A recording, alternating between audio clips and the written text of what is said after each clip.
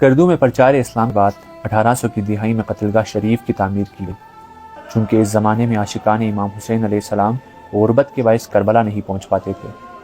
اس کی بنیاد سکمیدان کے بزرگوں نے رکھی۔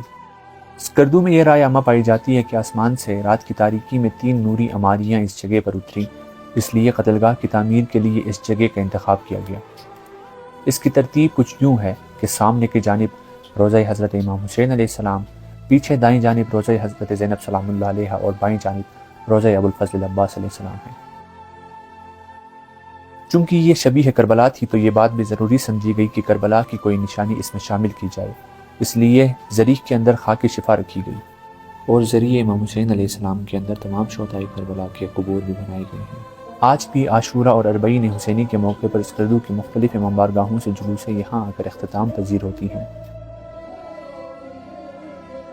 سب شاہد کمال شہ مشرقین ہیں، جب تک خدا کا ملک ہے مالک حسین ہے۔